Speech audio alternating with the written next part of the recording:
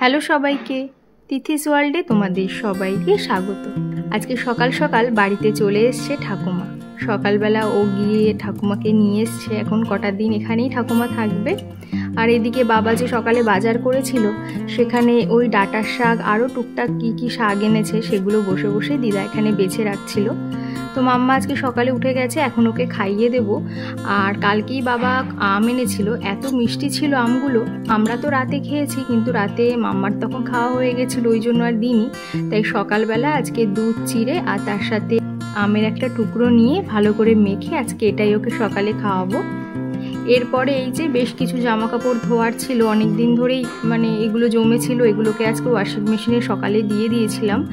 এখন এগুলোকে কেচে ধুয়ে আগে মেলে দেবো, কারণ বাইরে আস্তে আস্তে মেঘও করে আসছে, কখন আবার বৃষ্টি নামবে। তাই তাড়াতাড়ি এগুলো ছাদে কিছুটা মেলে দেবো, কিছুটা আবার উঠোনে দেবো, কারণ প্রায় 4 বালতি মতন কাঁচা হয়েছে আজকে। ওয়াশিং মেশিনটা ধুয়ে পরিষ্কার করার পর মাম্মা এত বায়না করছিল এর মধ্যে ঢুকবে বলে, ওর ঠাকুমা সত্যি সত্যি এর মধ্যে ঢুকিয়ে দিয়েছে। কিন্তু ঢুকিয়ে দিলে কি হবে, একদমই ভয় পায়নি, উল্টে বলছে এবার তুমি মেশিনটা চালিয়ে দাও, আমি এবার ঘুরবো। তো বুঝতেই পারছো কতটা দুষ্টু হয়েছে আর কি। যাই হোক, আর কালকে রাতে আমি আর মা ঠিক করেই রেখেছিলাম আজকে একটু ধোসা করবো, যেহেতু আজকে সবাই বাড়িতে রয়েছে, ছুটি না তবে সবাই আজকে বাড়িতে রয়েছে।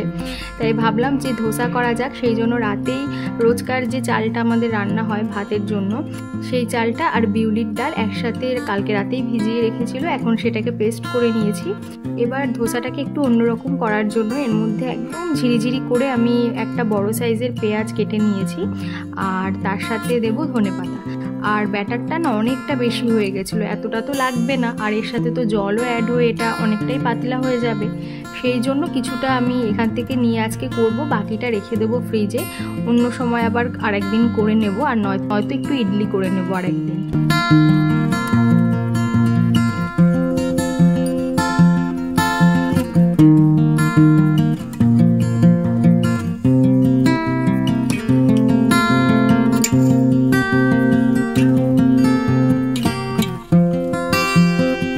এখানে আমি পেঁয়াজ আর ধনেপাতা কুচিটা দিয়ে দিচ্ছি, তার সাথে পরিমাণ মতো নুন, কালো জিরে আর সামান্য একটু চিনি আমি অ্যাড করেছি, তোমরা নাও দিতে পারো।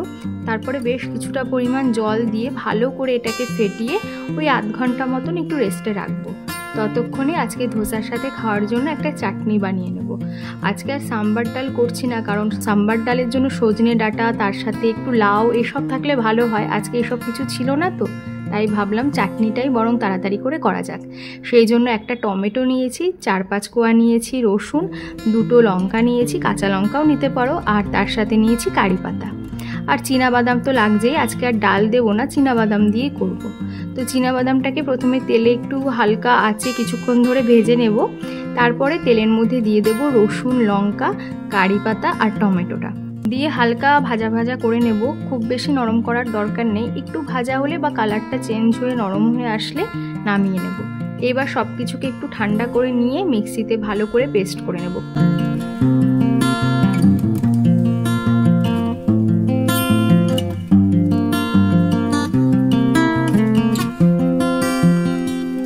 এরপরে ওই কড়াইতে আরেকটু তেল দিয়ে কালো সর্ষে, কারি পাতা আর মেথি ফোড়ন দেব। তারপরে ওই চাটনিটা যে পেস্ট করেছিলাম সেটাকে এর মধ্যে দিয়ে একদম মিডিয়াম ফ্লেমে বেশ কিছুক্ষণ একটু নাড়াচাড়া করব। যখন গায়ের থেকে তেলটা ছেড়ে আসবে সেই অবস্থায় এটা বন্ধ করে দেব।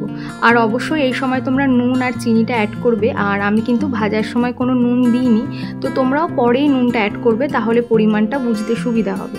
তো এইভাবে আমি চাটনিটাকে রেডি করলাম। তোমরা চাইলে এই চাটনিটা আরেকটু পাতলাও করতে পারো। তো এবার আধ ঘন্টা হয়েও গেছে, এবার আস্তে আস্তে ধোসাটা রেডি করব। তো প্রথমেই বলি, ধোসা এক্সপার্ট আমি একেবারেই নই, খুব একটা ভালো পারি না, আমার থেকে আমার মা ভালো পারে। তবুও কম বেশি কয়েকবার করাতে মোটামুটি একটা আইডিয়া এসে গেছে। তো দেখো, প্রথম দিকে আমি যেই ধোসাটা দিয়েছিলাম সেটা একটু মোটা হয়েছিল, তো উঠে গেছে ঠিকঠাক, তবুও মনে হচ্ছিল যে এটা আর কি ওই গোলা রুটির মতন বা ওই ডিমের মামলেটের মতন লাগছিল আর কি। ধোসাটা যেরকম ক্রিস্পি হয় কিংবা যেরকমটা করতে চাইছি সেটা হচ্ছিল না। তো তারপরে আমি ব্যাটারের মধ্যে আরও 1/2 কাপ মতন জল অ্যাড করে ভালো করে ফেটিয়ে নিয়েছি। তো সেকেন্ডবার যখন আমি আবার ধোসাটা দিয়েছি প্যানে, তখন কিন্তু একদম পারফেক্ট হয়েছে, মানে আমি যেরকমটা চাইছিলাম সেরকমটাই হয়েছে। তো দেখো কত সুন্দরভাবে ধোসাগুলো উঠেও যাচ্ছে, আর একটু কিছুক্ষণ সময়ও দিতে লাগবে, ওই 5 মিনিট মতন একটু কিছুক্ষণ মিডিয়াম ফ্লেমে এটাকে এইভাবেই রেখে দিতে হবে। তারপরে নিজে নিজেই দেখবে তলার দিক দিয়ে ছেড়ে যাচ্ছে আর আস্তে আস্তে একটু মুচমুচেও হয়ে আসছে। সেই সময়টা এটাকে এরকমভাবে একটু রোল করে ধোসার মতো নামিয়ে নিলেই হবে। তো এখানে আমি টুকটুক করে দেখো সবারটা বেড়েও নিয়েছি রেডি করে। তো এরপরে আমি দেওয়ার আগেই মাম্মা রান্নাঘরে এসে সবাইকে সার্ভ করতে শুরু করেছে। তো এরপরে আমরা সবাই মিলে বসে সকালের ব্রেকফাস্টটা আজকে ধোসা দিয়েই সারলাম।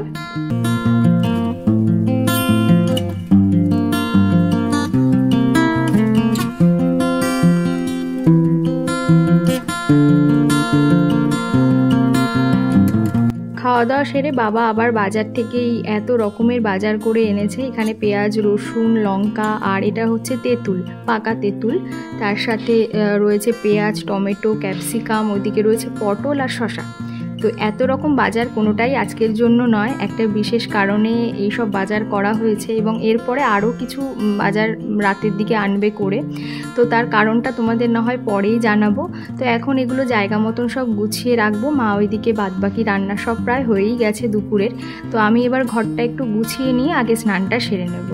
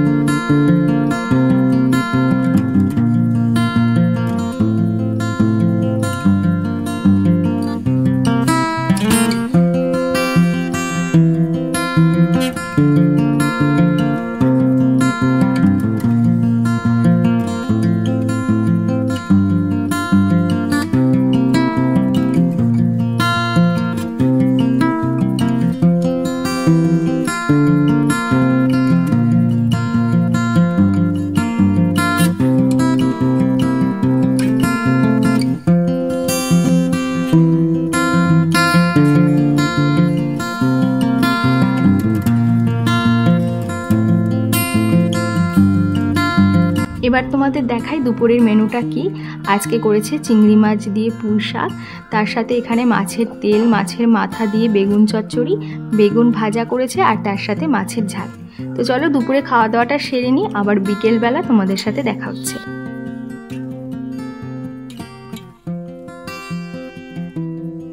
মায়ের সাথে কাজ করে একজন গেছিল দার্জিলিং ঘুরতে, সেখান থেকে মায়ের জন্য এনেছে এই দার্জিলিং টি।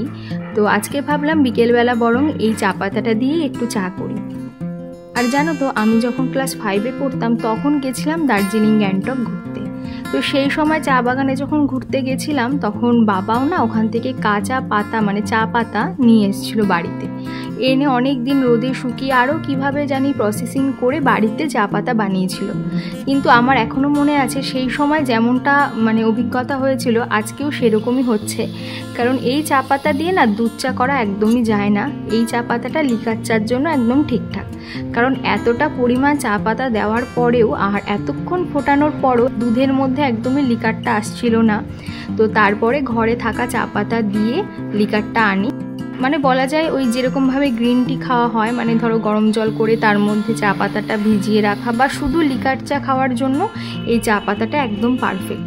তবে চাটা এতক্ষণ ফোটানোর পরে যখন খেলাম তখন দেখলাম এটার গন্ধের জন্য, মানে চা পাতাটার এত সুন্দর গন্ধ ছিল যে চায়ের স্বাদটা অনেকটাই পাল্টে গেছিলো। সাধারণ আমাদের ঘরে যেরকম চা খাই তেমন কিন্তু একদমই লাগছিল না, খুব ভালো একটা টেস্টও কিন্তু চা এসেছিলো। তো আজকে সবাই বিকেলবেলা এই পুকুর পাড়ে বসে চা খেলাম, বাইরে খুব হাওয়াও দিচ্ছিল।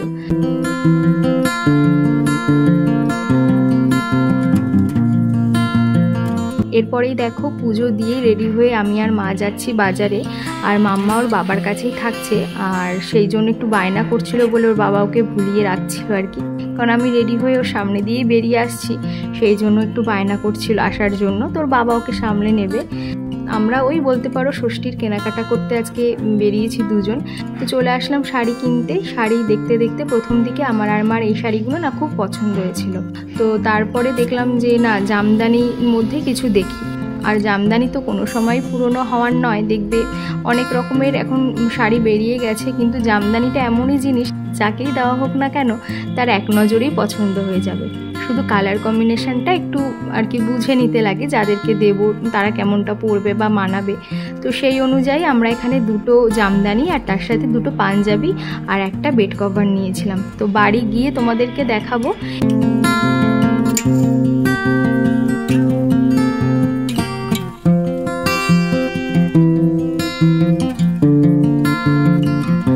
বাড়ি এসেই আগে বসে পড়লাম নেল এক্সটেনশন করতে। সেই দিয়ার বিয়ের সময় করেছিলাম, তারপরে এতগুলো বিয়ে গেল, বিয়ের সিজন গেল, সেইভাবে আর সময় হচ্ছিল না যে নিজের হাতে একটু এক্সটেনশন করব। আজকে ভেবেই রেখেছিলাম যে সন্ধ্যাবেলা বসবো, তবে হঠাৎ করে মা বললো আজকেই বাজারে যাবে। সেই জন্য মার সাথে বেরিয়ে যাওয়াতে একটু টাইমটা কম হয়ে গেল, কারণ এগুলো নিয়ে বসলে না অনেকটা সময় লাগে, তাড়াহুড়ো করে এই সমস্ত কাজ করা যায় না কখনোই। তো আসার পরে ওই 1-1.5 ঘন্টা মতন টাইম হাতে পেয়েছি।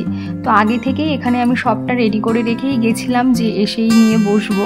তো সেই মতন আমি নিজের নখে নিজে এক্সটেনশন করতে শুরু করি, আর তোমাদের সাথেও আজকে প্রসেসিংগুলো অনেকটাই শেয়ার করলাম। তো করতে করতে যেটা ভাবছিলাম যে অনেক দিন হয়ে গেল কোনো কাজও করছি না, আর তার সাথে প্র্যাকটিসও করছি না। আর এই সমস্ত কাজগুলো না যত প্র্যাকটিস করা যাবে ততই হাত কিন্তু পরিষ্কার হয়। যে এখন মাম্মা এতটাই চঞ্চল আর ওকে নিয়ে এতটাই ব্যস্ত হয়ে পড়েছি, এইসব দিকে নজরই দেওয়া হচ্ছে না।